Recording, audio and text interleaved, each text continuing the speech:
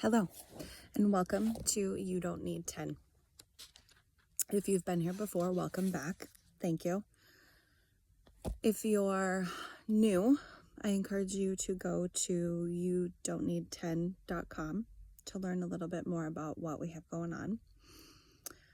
You can do that later. You can continue listening now. Just at some point, you might want to learn a little bit more. My name is Katie Wyman. I'm a mom that writes mostly about her daughter and the journey in parenting a daughter that was born different. I am not necessarily a writer. However, I wrote a book more as a therapeutic journey than anything. And that came out in the fall of 2016. And then there was a second edition that came out in the fall of 2019, maybe. Anyway, fall of 2021, I continued writing and started a blog. And every Tuesday for 140 Tuesdays in a row, there's been a new blog post on the youdon'tneed10.com website.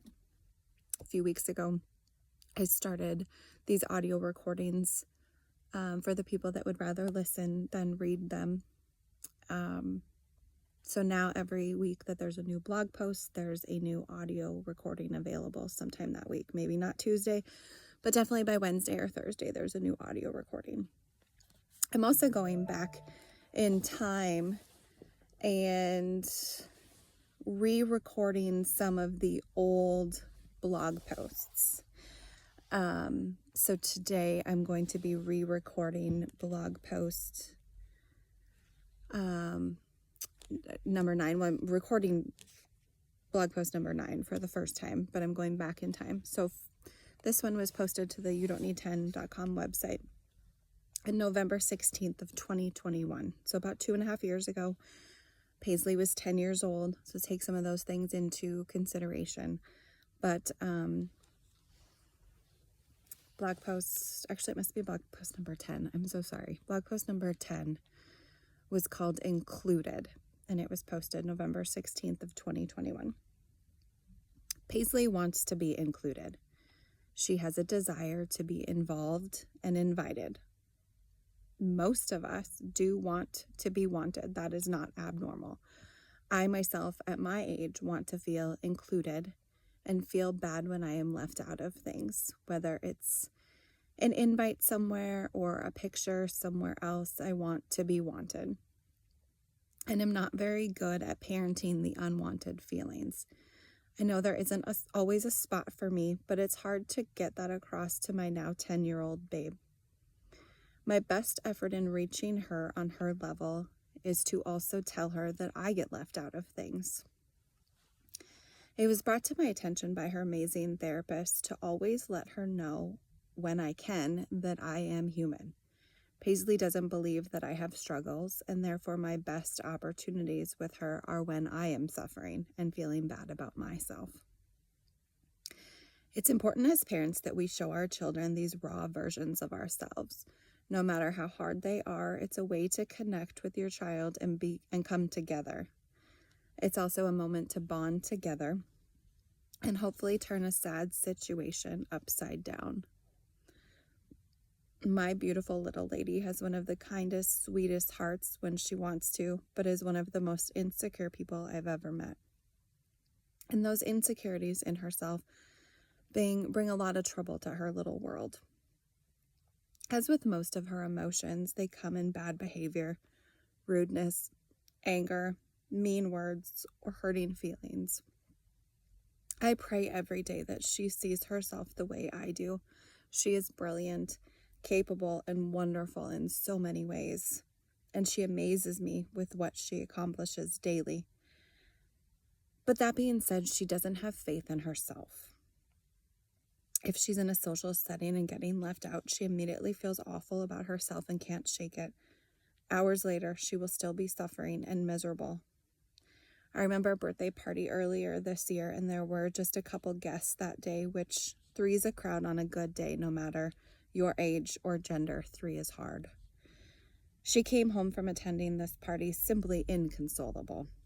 It was so heartbreaking. She feels these feelings physically, and they really take a toll on her as well as everyone around her, especially her brother Jet.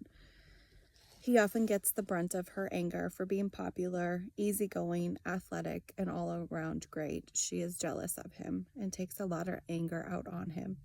When these situations arise, the best parenting I have for Jet is to stay away. It doesn't matter what you say or do, you are the enemy.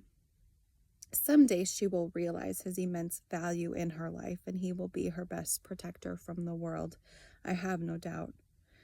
When we get a new foster child in the home, it's extremely hard to explain the dynamic of my girl, especially to an older child. They usually have trauma and abuse they are working through and can't hardly grasp the feelings that Paisley is having, and they are not old enough to understand that she is grieving and suffering.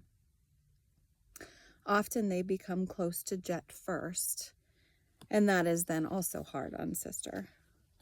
I want everyone to always think the very best of my daughter and try to understand where she is coming from.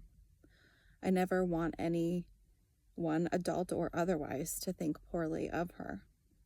At the end of the day, I know it doesn't matter what anyone else thinks. I know she's amazing. And a lot of people do as well. And God knows her. He created her in his eyes, and I know he helps her through and will always be there. Paisley celebrated her 10th birthday last week on the 10th, so it was her golden birthday. And she had been planning it for a while, and I thought it turned out great. Everyone she invited was able to come and celebrate her and make her feel loved, and as her mother, I could not have been happier for her to get those feelings of love and support on her day. She felt included. Birthdays are huge at our house and celebrated as such. It's your day to feel loved, and we do our best to make everyone's birthday special for them. It's important to feel loved and supported every day. And I lay my head down every night and thank God for the opportunity to mother her. And I pray that she knows in her heart I have tried my best. Even when I dump the cupcakes in the front yard and attempt to get similar new ones, that was my best for that day. And I have to believe in that, or I would drive myself crazy and never be the mother my kids need. So that was the audio recording of blog post number 10. Thank you for listening.